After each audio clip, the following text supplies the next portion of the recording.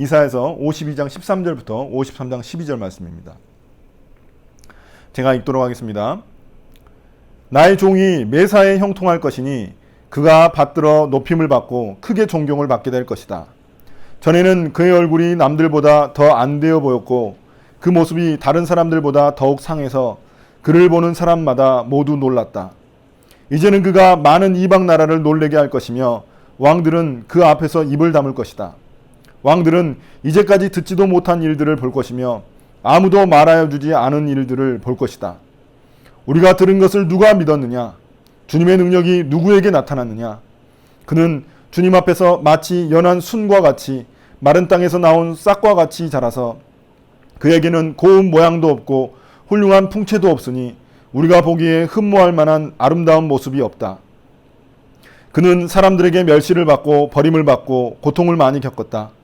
그는 언제나 병을 앓고 있었다. 사람들이 그에게서 얼굴을 돌렸고 그가 멸시를 받으니 우리도 덩달아 그를 귀하게 여기지 않았다. 그는 실로 우리가 받아야 할 고통을 대신 받고 우리가 겪어야 할 슬픔을 대신 겪었다. 그러나 우리는 그가 징벌을 받아서 하나님에게 맞으며 고난을 받는다고 생각하였다. 그러나 그가 찔린 것은 우리의 허물 때문이고 그가 상처를 받은 것은 우리의 악함 때문이다. 그가 징계를 받음으로써 우리가 평화를 누리고 그가 매를 맞음으로써 우리의 병이 나았다. 우리는 모두 양처럼 길을 잃고 각기 제 길로 흩어졌으나 주님께서 우리 모두의 죄악을 그에게 지우셨다. 그는 굴욕을 당하고 고문을 당하였으나 아무 말도 하지 않았다. 마치 도살장으로 끌려가는 어린 양처럼, 마치 털 깎는 사람 앞에서 잠잠한 암양처럼 끌려가기만 할 뿐 아무 말도 하지 않았다. 그가 체포되어 유죄 판결을 받았지만 그 세대 사람들 가운데서 어느 누가 그가 사람 사는 땅에서 격리된 것을 보고서 그것이 바로 형벌을 받아야 할 내 백성의 허물 때문이라고 생각하였느냐? 그는 폭력을 휘두르지도 않았고 거짓말도 하지 않았지만 사람들은 그에게 악한 사람과 함께 묻힐 무덤을 주었고 죽어서 부자와 함께 들어가게 하였다. 주님께서 그를 상하게 하고자 하셨다. 주님께서 그를 병들게 하셨다. 그가 그의 영혼을 속건제물로 여기면 그는 자손을 볼 것이며 오래오래 살 것이다. 주님께서 세우신 뜻을 그가 이루어 드릴 것이다. 고난을 당하고 난 뒤에 그는 생명의 빛을 보고 만족할 것이다. 나의 의로운 종이 자기의 지식으로 많은 사람을 의롭게 할 것이다. 그는 다른 사람들이 받아야 할 형벌을 자기가 짊어질 것이다. 그러므로 나는 그가 존귀한 자들과 함께 자기 몫을 차지하게 하며 강한 자들과 함께 전리품을 나누게 하겠다. 그는 죽는 데까지 자기 영혼을 서슴없이 내맡기고 남들이 죄인처럼 여기는 것도 마다하지 않았다. 그는 많은 사람의 죄를 대신 짊어졌고 죄 지은 사람들을 살리려고 중재에 나선 것이다. 자, 오늘 말씀 좀 깁니다. 긴데 저희가 정말 중요한 말씀이고 특별히 이제 예수 그리스도에 대한 복음을 우리에게 알려주고 있기 때문에 여러분들이 주의해서 잘 들으셨으면 좋겠습니다. 우리가 비행기를 타잖아요. 비행기를 타면 여러분들 뭐 다 비행기 타셔보셨죠? 비행기 그 신발 벗고 타시는 거 다 아시죠? 네. 아무튼 그 비행기를 타게 되면은 그 비행기에서 가까운 데를 날게 되면은 우리나라가 이제 전체적으로 보입니다. 근데 우리나라에서 가장 많이 보이는 불빛이 있습니다. 그 불빛이 뭘까요? 예, 십자가입니다. 십자가 불빛입니다. 이 십자가가 어떻게 우리 기독교의 상징이 되었을까요? 원래 십자가는 로마에서 가장 혹독하고 가장 치욕적인 형벌이었습니다. 그리고 십자가는 무엇보다도 이 저주받은 사람들이 받는 형벌이라고 알려져 있는 그런 아주 참혹한 형벌입니다. 그래서 이렇게 어떤 나라를 전복시키기 위해서 이제 일을 벌이는 그런 정치범들이나 또한 극악무도한 어떤 범죄를 저지른 사람들, 이런 흉악범들을 이제 죽이기 위해서 쓰는 형틀이 바로 십자가형입니다. 그 무엇보다도 이제 그 저주받은 사람들이 받는 형벌이죠. 그런데 어느 순간 이 형틀, 이 십자가 형틀이 기독교의 상징이 되어버렸습니다. 그리고 이 십자가가 축복의 상징이 되어버렸습니다. 그래서 많은 사람들이 자신들이 뭐 목걸이나 귀걸이를 통해서 십자가를 달고 다니잖아요. 여러분들도 아마 십자가 귀걸이나 목걸이 하나씩은 다 있으실 거예요. 왜 이렇게 되었을까요? 왜 십자가 형틀이 이제 축복의 상징이 되고 또 기독교의 상징이 되었을까요? 그 이유가 있습니다. 그 이유는 뭐냐면 그 십자가에 달리신 바로 한 사람 때문입니다. 그는 십자가의 의미를 완전히 바꿔놓은 그런 인물입니다. 우리가 오늘 말씀을 통해서 그분을 뜨겁게 만나는 시간이 되기를 축복합니다. 우리가 이사야서를 계속 읽어나갈 때 한 가지 이상한 점을 발견하게 됩니다. 우리가 그 주님이 행하실 세일이라는 그 이야기를 저번 주에도 했었고, 또 우리가 계속해서 이야기를 하고 있는데, 그 세일을 행하는 사람은 누구냐면 페르시아에서 온 고레스 왕입니다. 그러니까 페르시아에서 이 고레스 왕이 이스라엘 백성들을 바벨론에서 해방시켜주고 자신의 나라로 돌아가게 해줍니다.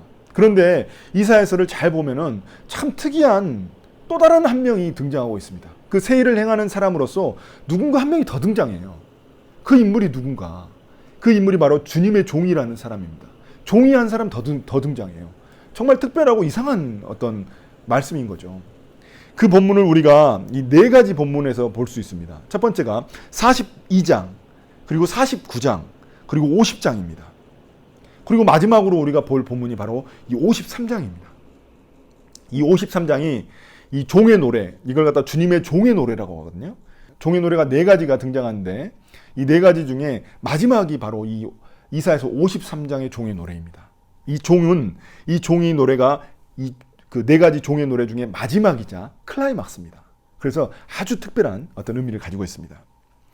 자, 그러면 우리가 이 예언자가 도대체 말하고 있는 주님의 종이 누구인지 오늘 말씀을 통해서 한번 보도록 하겠습니다.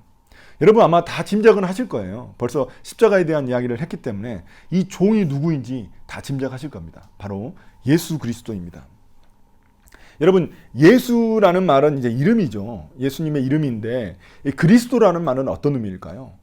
이 그리스도라는 말은 기름 부음 받은 자라는 그런 의미인데, 우리가 이 그리스도라는 크리스토스라는 말은 이제 헬라어고, 그러니까 그리스어고, 이제 히브리어가 있습니다. 히브리어로는 뭐라고 하냐면 메시아라고 합니다. 여러분 핸델의 메시아 아시잖아요. 그 메시아입니다. 메시아. 그래서 예수 그리스도 이렇게 이야기를 하는 겁니다. 메시아라는 말은 뭐냐면 구원자라는 의미입니다. 구원자. 그러니까 500여 년 전에, 지금 이 글이 쓰여진 게 500여 년 전이거든요. 예수님이 태어나시기 500여 년 전입니다. 그 500여 년 전에 한 예언자가 예수님의 탄생과 죽음을 예언하고 있었다는 겁니다. 놀랍지 않습니까? 여러분, 우리가 500년 후의 일을 지금 예언한다고 생각해 보세요. 얼마나 놀라운 일이겠어요. 우리는 뭐 한 치 앞도 모르는데, 그러니까 그 놀라운 예언을 지금 하고 있다는 겁니다. 그래서 우리가 이사야서 53장을 뭐라고 이야기하냐면 구약 성경의 에베레스트 산이라고 이야기를 합니다. 그러니까 예수 그리스도와 그의 십자가 사건을 가장 탁월하게 계시하고 있는, 그러니까 revelation이라고 하잖아요. 계시록을. 그러니까 그 하나님의 그 비밀, 그 계획을 가장 잘 드러내고 있는 구약 성경 본문이 바로 이사야서 53장이기 때문에 그렇습니다. 오늘 본문입니다. 자, 그래서 여러분들이 그 연말에 보면은 핸델의 메시아를 하잖아요. 핸델의 메시아 보면은 이 본문이 나옵니다. 이 본문이 등장합니다. 가장 중간 부분에 등장합니다. 이 핸델의 메시아를 여러분들이 꼭 찬양해 봤으면 좋겠습니다. 이건 되게 큰 감동이 있을 것 같아요. 여러분들이 오늘 말씀을 잘 이해하고 핸델의 메시아를 여러분들이 찬양하게 되면 정말 큰 감동이 있을 것 같습니다. 자, 우리가 오늘 본문을 이제 구체적으로 볼 텐데 13절부터 보겠습니다. 13절에 보시면 그 종은 매사에 형통하여 높임을 받고 크게 존경을 받는다고 말하고 있습니다. 그리고 여기서 형통이라는 것은 그냥 뭐 모든 것이 잘 된다 이런 의미가 아니라 마침내 성공해서 높임을 받았다 이런 의미를 가지고 있습니다. 높임을 받고 존경을 받았다 이런 의미를 가지고 있습니다. 자, 15절에 그것에 대한 어떤 형통을 받았는지, 어떤 성공을 했는지에 대해서 더 구체적으로 설명을 하는데요. 15절 보시면 이방 나라 왕들조차 그가 행한 일을 보며 너무 놀라 입을 다물 것이라고 이야기를 하고 있습니다. 그리고 정말 지금까지 그들이 보지도 듣지도 못한 일을 보게 될 것이라고 이야기를 하고 있습니다. 이 구절은 어떤 구절이냐면 예수님이 십자가에서 죽으시고 나서 부활하셔가지고 이제는 그 제자들에게 그 모습을 보여주시고 나서 나중에 이제 승천하시게 됩니다. 승천하셔서 하늘로 올라가셔가지고 이제 하나님 우편에 앉아 계시게 되는데 그 사건을 지금 이야기하고 있는 겁니다. 이제 왕으로서, 하늘나라의 그 왕으로서 이제 가신 모습을 보고 이제 이렇게 평가하고 있는 겁니다. 성공하셔가지고 많은 사람들의 존경과 높임을 받았다. 이렇게 이야기를 하고 있는 것입니다. 그런데 놀라운 것은 뭐냐면 이 종이 처음부터 그렇게 그 영광을 받고 존경을 받은 게 아닙니다. 처음에는 전혀 그렇지 않았어요. 그 처음에는 어떤 모습이었는지 우리가 14절을 보시면 알 수 있습니다. 14절에서 이 종은 처음에 사람들에게 전혀 환영을 받지 못했습니다. 거기 보시면 그의 모습은 더 안 되어 보였고 모습이 너무 상해서 그를 보는 사람마다 모두 놀랬다고 이야기를 하고 있습니다. 그냥 놀란 게 아니라 깜짝 놀라 이렇게 놀란 게 아니라 섬뜩하면서 놀란 겁니다. 섬뜩하면서 놀란 겁니다. 우리가 길거리 가다가 보면은 그 간혹 그 병이나 어떤 사고로 인해서 얼굴이 일그러진 그런 사람들을 보게 되잖아요. 그럼 우리가 이렇게 하잖아요. 그런 모습인 거죠. 섬뜩한 거죠. 그러니까 그런 몰골을 하고 있는 그런 사람이었다는 겁니다. 이 종이. 그가 얼마나 이 볼품없는 사람이었는지를 우리가 알 수 있는 구절이 53장 2절입니다. 여러분 이 53장 2절 보시면 뭐라고 하냐면 마른 땅에서 나온 연한 순과 같다고 이야기를 하고 있습니다. 우리가 연한 순이라고 하면은 정말 그 가늘가늘하고 아주 그런 이쁜 모습을 우리가 상상하잖아요. 예쁜 모습을 상상하잖아요. 근데 그런 게 아닙니다. 여러분 이 마른 이 순이 연한 순이 어디서 나냐면 마른 땅에서 나왔거든요. 마른 땅에서 나온 순이 얼마나 아름답겠습니까? 그래서 뭐라고 하냐면 고운 모양도 없고 훌륭한 풍채도 없는 그런 볼품없는 모습이라고 오늘 말씀은 이야기하고 있습니다. 다시 말해서 사람들에게 이목을 끌만한 전혀 그런 외모를 가지고 있지 않았다는 겁니다. 여러분 우리가 얼마나 요새 그 외모 지상주의 아닙니까? 예? 여신강림 뭐 이런 프로그램 이런 TV 그 드라마도 있었잖아요. 그런 것처럼 이 외모가 되게 중요한데 이 종은 전혀 그렇지 않았다는 거예요. 예, 전혀 그렇지 않았다는 겁니다. 그러니까 이 말은 사람들이 처음에는 주님의 종이 이 하나님이 보내신 그 메시아라는 것을 도저히 상상할 수 없었다는 겁니다. 그의 몰골 때문에, 그의 모습 때문에. 왜냐하면 이 고대 사회에는 외모가 내적인 아름다움과 연결되어 있다고 믿었습니다. 그러니까 외모적으로 저같이 이제 그 외모적으로 좀 아름다운 사람은 내면도 좋다고 이렇게 내면도 아름답다 이렇게 생각을 했다는 겁니다. 그러니까 성경에 보면은 그 왕들이 나오잖아요. 구약 왕들이 나오잖아요. 구약 왕들 보면은 구약 왕들에 대한 묘사가 대부분 뭐 장동건, 원빈 뭐 이렇습니다. 거의 그래요. 그러니까 뭐 구약 왕들을 표현할 때 머리카락이 길고 아름답다거나 아니면 막 얼굴이 매우 잘생겼다거나 이렇게 표현하거든요. 다윗도 미소년이라고 표현을 했습니다. 그러니까 이렇게 묘사한 이유는 뭐냐면 그들의 외모를 이제 통해서 이들이 하나님께 축복받은 사람이라는 것을 드러내는 것입니다. 그렇게 묘사를 하는 거예요. 자, 그러면 반면에 흉측한 외모를 가진 사람들은 어떻게 될까요? 그거는 하나님께 저주받은 사람들이라고 여겨졌습니다. 그러니까 내면과 외면이 연결되어 있다고 생각했던 거예요. 그리고 그 저주받은 사람들과 가까이 하잖아요. 그러면 그 저주가 자신한테도 전이 된다고 생각했습니다. 전달된다고 생각했어요. 그래서 가까이 하지 않았습니다. 그러니까 오늘 본문에 등장하는 주님의 종도 흉측한 외모를 하고 있기 때문에 이 하나님께 저주받은 사람이라고 여겨졌던 거예요. 그래서 사람들이 환영하지 않고 고개를 돌려버린 것입니다. 그런데 거기서 그치지가 않습니다. 3절에 보시면 뭐라고 하냐면 그 종은 사람들에게 멸시와 버림을 받고 고통도 많이 겪었다고 이야기를 하고 있습니다. 그러니까 언제나 병을 앓고 있을 정도로 매우 연약한 존재가 바로 이 종이었습니다. 그러니까 사람들이 고개를 돌려버린 것이죠. 사람들의 시선을 끌만한 어떤 매력도 가지고 있지 않은 그런 사람이었습니다. 그래서 53장 1절 2절을 보십시오. 뭐라고 하냐면 우리가 들은 것을 누가 믿었느냐? 주님의 능력이 누구에게 나타났느냐고 묻고 있습니다. 그러니까 아무도 믿지 않았다는 거예요. 그걸 이야기하고 있는 겁니다. 여기서 우리가 들은 것이라는 건 뭐냐면 하나님의 구원 계획을 의미하는 겁니다. 그러니까 메시아를 보내서 이스라엘을 구원하시겠다. 우리를 구원하시겠다는 그 계획입니다. 그러니까 여기에서 우리라고 말할 때 이거는 이제 1차적으로는 이스라엘 백성들을 의미하는 거지만 지금 우리까지도 다 포함하는 내용입니다. 그래서 우리라고 표현한 겁니다. 특별하게. 그러니까 이 종의 흉측한 외모 때문에 이 종을 메시아로 하나님이 보낸 메시아로 그들이 받아들일 수가 없었다는 겁니다. 여러분 우리도 그렇잖아요. 잘생기고 예쁜 사람들 보면 기분이 좋잖아요. 근데 못생기고 흉측한 사람들 보면 솔직히 좀 마음이 그렇잖아요. 그런 거랑 비슷한 겁니다. 근데 여러분 한번 예수 그리스도를 한번 생각해 보십시오. 그가 태어날 때 예수님은 태어날 때 방이 없었어요.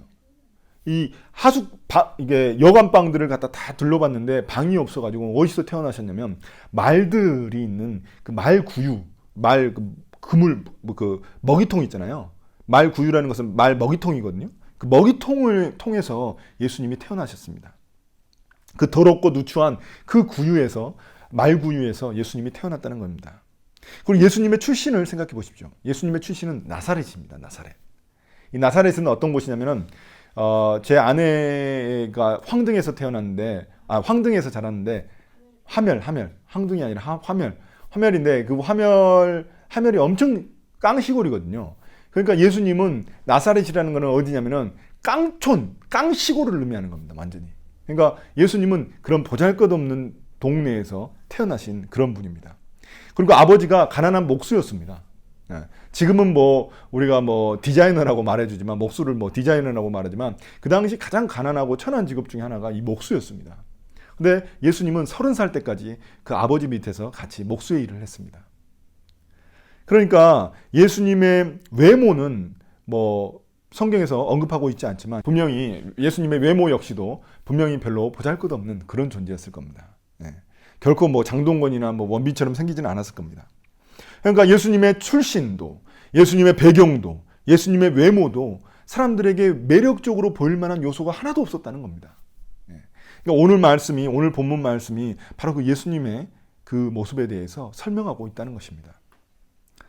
이스라엘 백성들이 기대했던 메시아는 어떤 메시아였냐면은 좋은 가문에서 태어나서 훌륭한 외모를 가지고 정말 능력이 엄청나가지고 정말 누구든지 때려잡을 수 있는 그런 용사 같은 모습, 늠름한 모습, 화려한 모습을 기대하고 있었습니다.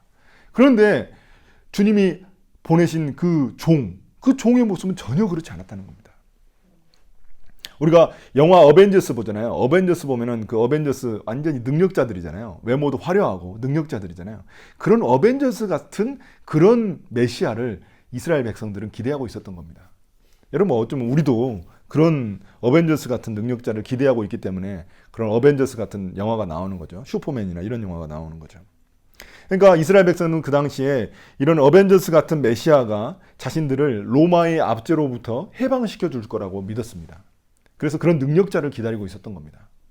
그래서 옛날 그 다윗의 영광, 다윗 때 가장 이스라엘이 이 화려하고 또 많은 영토를 넓혔거든요. 이제 솔로몬이 가장 많은 영토를 넓혔지만 이 다윗 때부터 시작됐습니다. 그래서 이스라엘 백성들은 다윗 제국을 가장 이상적인 제국으로 생각하고 있습니다. 그래서 그 제국을 다시금 부활시켜 줄 만한 그 메시아, 그런 능력 있는 메시아를 기다리고 있었습니다. 그러니 이 예수님을 보고 도저히 그들이 믿을 수가 없었던 겁니다. 이 하나님이 보낸 메시아가 맞나? 이렇게 생각했던 겁니다. 그러니까 그들은 예수님의 그 초라한 포장지 때문에 그 예수님 그 포장지 안에 들어가 있는 그 보물을 발견할 수 없었던 것입니다. 그럼 우리는 여러분 어떻습니까? 여러분, 이스라엘 백성들처럼 우리도 예수님을 무시하거나 또 거부해버립니다. 돈이나 지위, 또한 정치 권력이 우리를 구원하고 또한 이 세상을 구원할 수 있을 것이라고 그렇게 믿습니다. 종교는 단지 이 연약하고 어리석은 사람들이 믿는 거라고 생각하고 자신의 지혜와 능력을 신뢰하는 것이 세상 사람들의 모습입니다. 우리들의 모습입니다. 그들에게 예수님은 구원자가 될 수가 없습니다.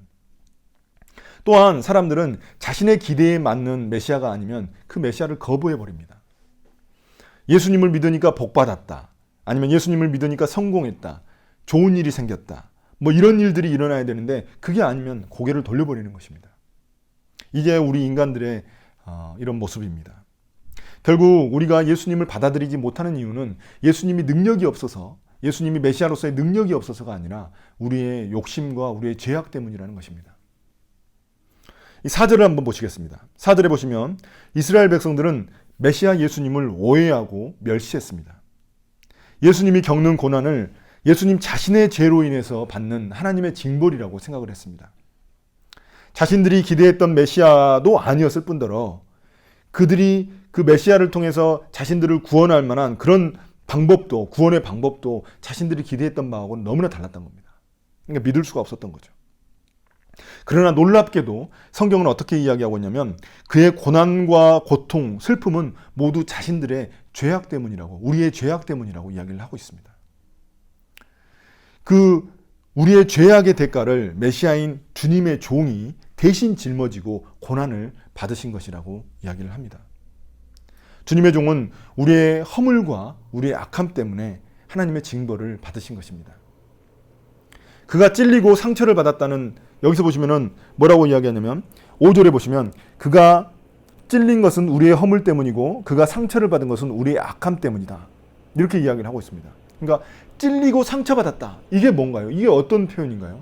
바로 예수님이 십자가에서 죽으신 모습을 우리에게 묘사하고 있는 겁니다. 정말 정확하게 예수님이 당하신 일을 이 이사야서에서 묘사하고 있는 겁니다. 여러분, 여기서 허물이라는 것은 뭐냐면, 허물이라는 것은 우리가 뱀 허물, 이런 허물을 이야기하는 것이 아니라 이 근본적으로 하나님에 대해서 죄를 저지른 이 반역, 하나님에 대한 반역을 의미하는 겁니다. 그리고 여기서 악함이라는 것은 뭐냐면 하나님의 뜻을 벗어나서 잘못된 길로 잘못된 길로 가는 거, 이걸 갖다가 이 악함이라고 이야기하는 겁니다. 여러분, 인류의 조상인 아담과 하와를 보십시오. 아담과 하와는 이 선악과를 따먹었는데 하나님의 말씀을 어기고 선악과를 따먹었습니다. 근데 이게 그냥 불순종이 아닙니다. 이거는 하나님에 대한 반역입니다. 그러니까 하나님의 자리를 인간이 차지하기 위해서 버린 하나님에 대한 반역이라는 겁니다. 그러니까 선과 악을 판단할 수 있는 나무가 이제 선악과거든요. 그 선과 악은 하나님만 판단할 수 있는 겁니다. 근데 인간이 그 자리를 넘보게 된 겁니다. 그래서 하나님에게 도전하고 하나님께 반역하게 된 사건이 바로 이 사건인 것입니다. 그 결과 어떻게 됐습니까? 인간은 하나님이 계시던 에덴 동산에서 쫓겨나가지고 광야와 같은 세상으로 이제 가게 된 것입니다. 여러분, 이런 인간의 모습을 6절에서 설명하고 있습니다. 6절 보시겠습니다. 6절 보시면 양처럼 길을 잃고 각자 제 길로 흩어졌다고 말하고 있습니다. 여러분, 양 하면은 우리가 되게 너무나 이쁘고 너무나 이렇게 순진하고 아주 그냥 순하고 이런 동물로만 생각하잖아요. 근데 양은 그렇지가 않습니다. 양을 그렇게 생각하지 않습니다. 전혀 성경에서는 그렇게 보지 않습니다. 양은 연약하긴 한데 매우 고집이 세고 어리석은 동물이라고 표현하고 있습니다. 그렇게 알려져 있습니다, 여러분. 그래서 성경은 우리를 양과 같은 사람들이라고 표현하고 있는 겁니다. 우리를 양이라고 표현하고 있는 이유가 거기에 있습니다. 연약한데 고집도 세고 아주 그 어리석은 동물이 이 양이기 때문에 그렇습니다.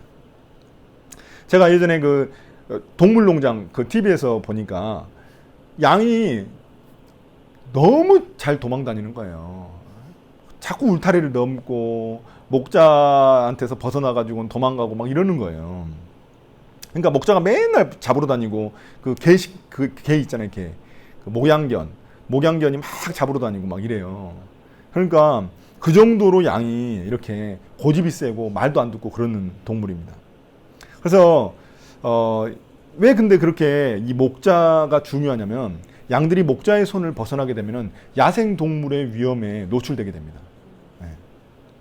그러니까 그 당시에는 더더욱 그랬을 거 아니에요. 광야에 살고 있는 늑대나 뭐 여러 가지 야생 동물들이 있기 때문에 그 목자의 손에서 벗어나면 그 야생 동물에게 이제 죽임을 당할 수가 있는 겁니다. 그런데도 불구하고 이 양들은 항상 자기 마음대로 움직이려고 도망가려고 하는 그런 습성이 있다는 겁니다.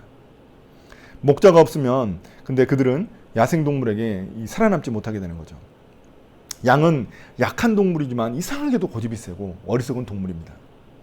또한 양은 여러분 뭐 알고 있으신지 모르겠는데 시력이 되게 나쁩니다. 시력이 되게 나빠가지고 자기 코앞밖에 못 봅니다. 그래서 항상 보시면은 그 앞에 가는 양 그 궁둥이만 보고 가거든요. 그 뒷공무니만 보고 갑니다. 그러니까 바로 앞에밖에 못 봐서 그렇습니다. 그러니까 이 말은 뭐냐면 양은 목자가 없으면 도저히 살아갈 수 없는 그런 동물입니다. 그래서 양을 우리들로 묘사하고 있는 겁니다, 성경에서. 그러니까 목자가 없으면 결코 살아갈 수 없는 존재가 양입니다. 그런데 인간은 우리의 모습을 보십시오. 우리의 모습을 보면 인간은 참 목자이신 그 주님의 인도를 거부하고 자신의 생각과 자신의 판단대로 잘못된 길을 갔다는 것입니다. 하나님의 뜻보다 자기 생각이 더 옳고, 그리고 하나님의 그 능력보다 자기의 힘이 뭐든지 할 수 있다고 착각하는 그런 사람들이 바로 우리들이라는 것입니다. 그게 바로 성경이 말하는 죄라는 것입니다. 죄. 자기의 지혜로, 자기의 능력으로 모든 걸 할 수 있다고 생각하는 것. 자기 마음대로, 자기 뜻대로 하는 것. 이게 바로 성경이 말하는 죄입니다. 그러나 놀랍게도 이 부분에서 하나님의 구원 계획이 등장합니다. 주님은 우리의 이러한 죄를 종에게 모두 짊어지게 하셨다는 것입니다. 이게 바로 하나님의 구원 계획입니다. 이건 뭐냐면은, 이걸 우리가 성경에서 뭐라고 하냐면 대속 제물이라고 이야기합니다. 대속 제물. 그러니까 구약에 보면은, 여러분 구약에 보면은 이제 제사 제도가 나옵니다. 그러니까 동물을 죽여가지고 이제 그 제사를 지내게 되는데, 하나님 앞에 제사를 지내게 되는데, 동물을 죽여가지고 이제 불을 태우거든요. 그런데 그 동물을 이제 어떻게 하냐면은 동물한테 이제 안수를 합니다. 이게 손을 얹어요. 자기의 손을 얹습니다. 그러면은 자기가 지었던 죄가 동물한테 다 전가가 되는 거예요.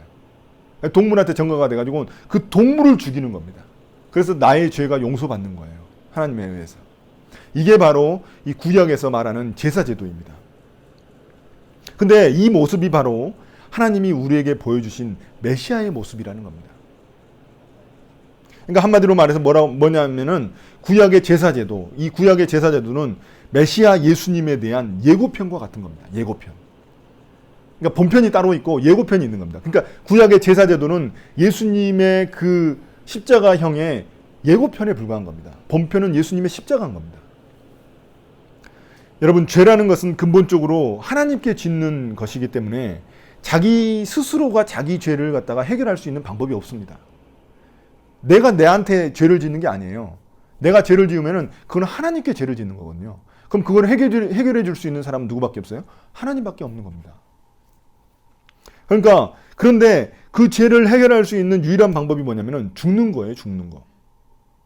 그래서 동물을 죽이는 건데, 죽는 거예요. 왜냐하면 성경에서는 뭐라고 하냐면 죄의 삭은 사망이라고 이야기합니다. 삭이라는 것은 뭐냐면 대가. 그러니까 죄를 지은 대가는 사망, 죽어야만 한다는 겁니다. 근데 우리가 죽으면 어떻게 해요? 죄를 해결하기는 했는데 나는 죽어있으면 아무 의미가 없잖아요. 그러니까 그 하나님이 이제 인간들에게 주신 그 방법이 뭐였냐면은 동물을 잡아가지고 나의 죄를 이렇게 전가시켜가지고 그 동물을 죽이는 겁니다. 이게 바로 하나님이 생각하신 그런 구원의 방법이었습니다. 그러니까 그 재물이 바로 내가 되는 겁니다. 죽은 재물이 바로 내가 돼가지고 재물 입고로 나가 되는 겁니다. 내가 죽은 거예요. 동물이 죽었지만. 그게 바로 하나님이 이 구약에 있는 이스라엘 백성들에게 주신 구원 방법이었습니다. 여러분, 이때 이스라엘 백성들은 얼마나 피비린내가 났을까요? 여러분 보십시오. 그 동물을 갖다가 한 마리, 두 마리 죽인 게 아니에요. 엄청나게 많은 동물을 죽인 거예요. 그 동물을 죽이면서 피비린내가 나는 거예요.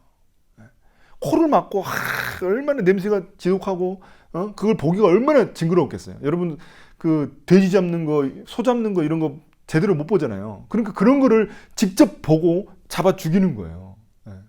여러분, 이걸 보면서 이스라엘 백성들은 뭘 느낄까요? 이스라엘 백성은 그걸 느끼는 겁니다. 아, 내 죄가, 원래 이 동물, 죽은 동물이 바로 나잖아요, 나. 그러니까 이 죽은 동물을 보면서 내 죄가 이렇게 끔찍하구나. 내 죄가 이렇게 심각한 거구나. 죽임을 당할 만큼 이렇게 내 죄가 심각한 거구나. 요걸 보고 깨닫는 겁니다. 구약의 제사제도가 그런 의도가 있는 겁니다. 그리고 내 죄는 오직 하나님밖에 해결할 수 없는 거구나. 나는 해결할 수 없구나. 요걸 깨닫는 겁니다. 그래서 우리에게 이 구약의 제사제도를 주셨다는 겁니다. 그러나 제가 말씀드린 대로 이 구약의 제사제도는 예고편에 불과합니다. 본편은 예수님의 십자가인 거죠. 그래서 이 제사제도의, 그 구약의 제사제도, 짐승 제사제도의 마침표를 찍은 것이 바로 예수님의 십자가 사건이었습니다. 예수님이 직접 그 양이 되신 겁니다. 그 동물, 짐승이 되셨던 겁니다. 자, 7절의 모습, 7절을 한번 같이 볼까요? 7절을 보시면 여기서 종은 사람들에게 굴욕을 당하고 고문을 당하지만 아무 말도 하지 않았다고 이야기를 하고 있습니다. 마치 도살장으로 끌려가는 어린 양처럼, 마치 털 깎는 사람 앞에서 잠잠한 암양처럼 끌려가기만 할 뿐 아무 말도 하지 않았다고 이야기를 하고 있습니다. 여러분 여기서 초점은 뭐냐면 사람들의 그런 폭력에 대해서 종은 전혀 대항을 하지 않았다는 겁니다. 저항하지 않았다는 것입니다. 어린 양이 자신의 운명을 눈치채면서도 아무런 저항 없이 이 도살장으로 끌려가거든요. 이런 어린 양처럼, 도살장으로 끌려가는 어린 양처럼 전혀 종이 대항하지 않았다는 것입니다. 여러분 예수님을 한번 생각해 보십시오. 예수님은 자신이 가는 길이 십자가의 길임을 처음부터 알고 계셨습니다. 자기가 결국 제자들과 함께 예루살렘으로 들어가실 때 예루살렘으로 가시게 되는데 그 예루살렘으로 가는 그 길이 십자가의 길, 자신의 죽음의 길이라는 것을 너무나 잘 알고 계셨습니다. 그런데도 불구하고 예수님은 하나님의 말씀에 순종해서 그 길을 가셨던 겁니다. 그리고 예수님이 이제 그 가룟 유다의 배신으로 인해서 이제 그 대제사장들과 서기관들한테 붙잡혀 가지고 끌려갔을 때 예수님은 단 한 번도 그들에게 대항하거나 자신의 이 옳음을, 자신의 그 옳다는 것을 갖다가 그들에게 항변하지 않으셨습니다. 그냥 침묵하셨습니다. 이 성경에 보면은 예수님이 침묵하셨다고 나옵니다. 왜 예수님은 그렇게 침묵하셨을까요? 그 이유가 있습니다. 그것은 뭐냐면 예수님이 죽으셔야만 그 구원의 길이 열리기 때문에 그렇습니다. 예수님이 죽어야만 하나님의 구원 계획이 성취되는 겁니다. 그렇기 때문에 예수님은 자신의 이 옳음을 항변하지 않고 그냥 침묵하고 그걸 받아들이셨던 것입니다. 여러분 10절은 그 사실을 우리에게 전하고 있습니다. 10절 보시면 주님께서 그를 상하고자 하셨다. 주님께서 그를 병들게 하셨다고 말하고 있습니다. 그러니까 주체가 뭐예요? 주어는 주님께서라는 겁니다. 그러니까 예수님이 십자가에서 죽으셨던 사건은 바로 하나님의 구원 계획이었었던 것입니다. 철저히 하나님의 구원 계획이었습니다. 메시아 예수가 죽어야지만 우리가 사는 것이었거든요. 그의 고난과 죽음은 우리에게 구원과 생명을 주셨던 것입니다. 그래서 10절은 이렇게 이야기를 합니다. 주님의 종이 자손을 보며 오래오래 살 것이라고 이야기를 합니다. 어떻게 종이 죽었는데 오래오래 살 수 있을까요? 10절이 말했으면 이상하잖아요. 종은 죽었어요. 십자가에서 죽었는데 어떻게 오래오래 살 수 있을까요? 그 말은 뭐냐면 그 종의 죽음이 결국에는 그 종의 죽음으로 말미암아 많은 사람들이 생명을 얻어서 그들이 이제는 믿음의 자손들이 될 수 있도록 하셨다는 것입니다. 그러니까 예수님이 십자가에서 죽음으로 말미암아 우리와 같은 믿음의 자손들이 생겨난 것입니다. 그러니까 교회는 어떻게 생겨났을까요? 예수님의 그 십자가 죽음으로 말미암아 교회가 이 땅에 탄생하게 된 것입니다. 예수님의 십자가 그 보혈의 피를 먹고 교회가 이 땅에 세워진 것입니다. 그래서 교회는 예수님의 그 십자가 보혈이 이렇게 십자가의 그 피가 정말 기반이 된 거죠. 이 교회의 기반이 된 것입니다. 여러분 그래서 성경에는 이렇게 이야기를 합니다. 한 알의 밀알이 땅에 떨어져 죽으면 많은 열매를 맺게 된다라고 이야기를 하는 것입니다. 여기서 이 한 알의 밀알이라는 것이 바로 예수님을 의미하는 겁니다. 예수님이 죽어서 많은 사람들이 구원을 얻고 새 생명을 얻게 된 것입니다. 여러분 지금까지 제가 이 복음, 예수 그리스도의 십자가의 복음을 여러분들에게 전달했습니다. 신약에만 예수님의 십자가 복음이 있는 줄 알았더니 구약에도 이 십자가 복음이 예고되어 있었다는 겁니다. 예언되어 있었다는 겁니다. 그게 바로 이사야서 53장의 말씀입니다. 정말 저는 그렇게 기도합니다. 여러분들이 다 이제 성악을 전공하는 사람들이고 또 이제 우리 최원 선생님도 이제 반주하면서 정말 그 핸델의 메시아 그 음악을 들으면서 이 성경 말씀이 여러분들 마음속 깊은 곳에 정말 은혜를 주기를 정말 그렇게 소원합니다. 500여 년 전에 이 복음이 선포되었고 그것을 예수 그리스도께서 성취하셨습니다. 아무도 생각할 수 없었던 그 구원의 방법을 통해 예수님은 우리를 구원하셨습니다. 이게 바로 하나님의 비밀스러운 구원 계획이었습니다. 그러나 사람들은 이런 십자가를 너무나 이해할 수 없었기 때문에 무시하고 거부했었던 겁니다. 어떻게 우리를 구원할 메시아가 어벤져스 같은 그런 메시아를 기다리고 있는데 도대체 그 연약한 모습으로 질병과 고통, 고난을 당하면서 십자가에서 그렇게 무기력하게 죽을 수가 있냐. 그러니까 그 메시아를 받아들일 수가 없었던 겁니다. 이해할 수 없었던 겁니다. 여러분, 그러나 그게 바로 하나님의 구원 계획이었다는 것입니다. 그게 하나님의 십자가의 비밀이었다는 것입니다. 성경에서는 십자가의 비밀이라고 이야기하는데 그 비밀이 바로 그것이었던 것입니다. 그러니까 눈이 띄이고 귀가 열리지 않는 사람은 도대체가 그것을 이해할 수 없게 되는 것입니다. 고린도전서 1장 18절은 그래서 이렇게 이야기합니다. 십자가의 도가 멸망하는 자들에게는 미련한 것이요 구원을 받은 우리에게는 하나님의 능력이라.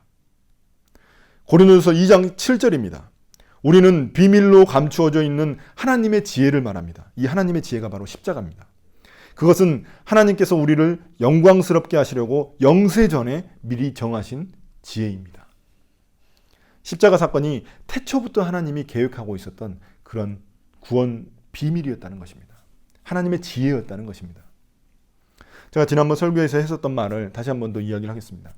어느 누가 하나님이 이 땅 가운데 인간의 옷을 입고 이 땅 가운데 오실 거라고 생각을 했겠습니까?